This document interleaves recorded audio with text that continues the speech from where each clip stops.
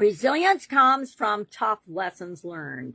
Use them to supersize and grow your business. Sharon Horne-Ellstrom here. Welcome to day 135 of our Supersize Your Business Annual Challenge. Today we are talking about mental toughness, building the muscles through lessons learned and experiences so that when anything comes up that's out of the ordinary or challenges us in our business, we know that we will figure it out. I don't know when I decided, but I guess probably ever since I was a little kid, I just knew I'd figure stuff out. I'd love to take things apart and break them and never put them back together to see how they work. So it was an early indication that I was going to be an engineer. So how mentally tough or resilient do you consider yourself? Do you demonstrate the figuring out, the possibility, the curiosity, the characteristics you want to see in the people that are building your organization with you? On a scale of 1 to 10, how resilient do you think you are?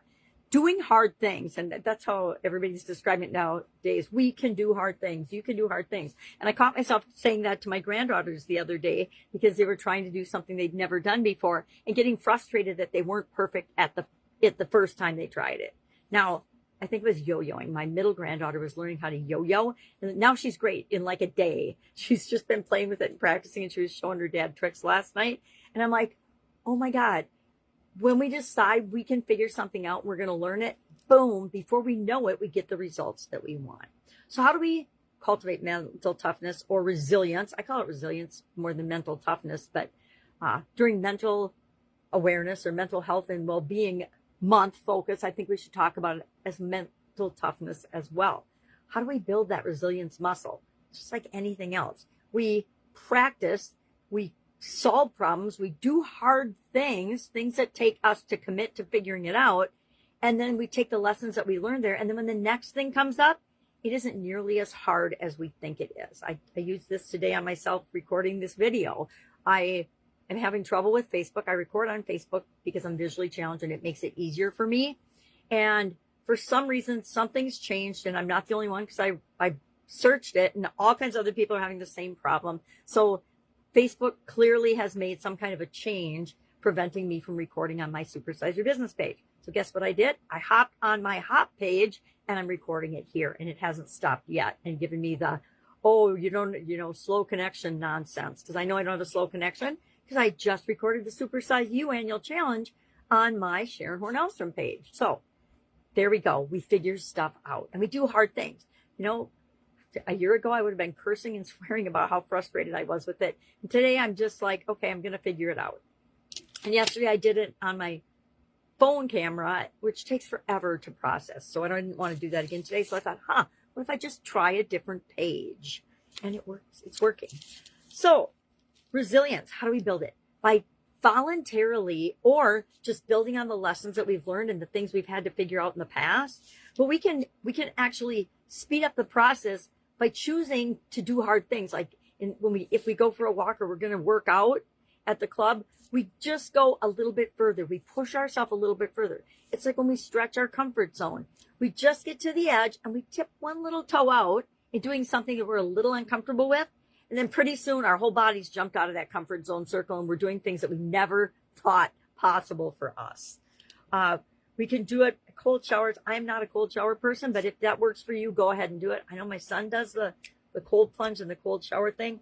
I'm not going to. I have an ICD box, and I'm not going to have it set off because I take a cold shower, and then they have to call 911 because I'm in the shower. That would be horrifying to me personally.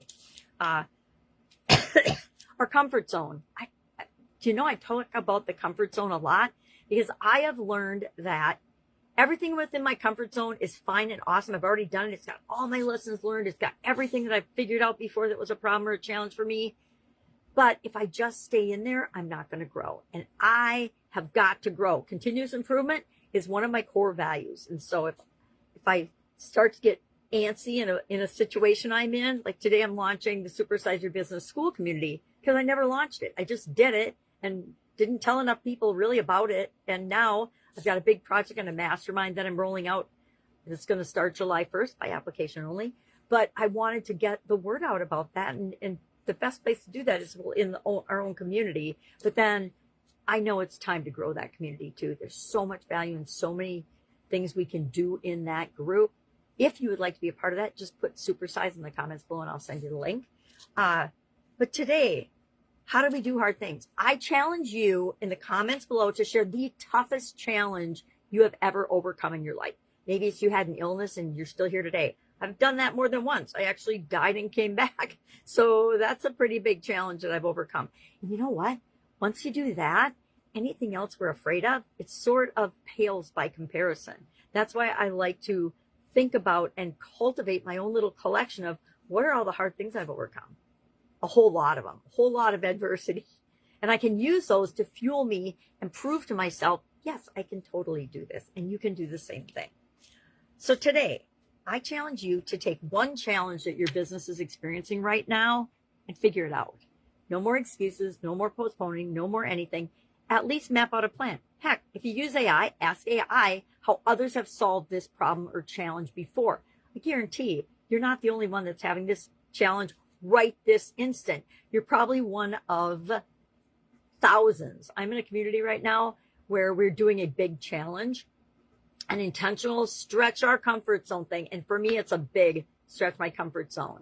And I don't know why, but it just feels that way to me. Probably because I'm following someone else's structure and I'm used to creating my own frameworks and structures. But that's good for me too, because I want people to create and follow the structures that we create together so that we can all grow faster.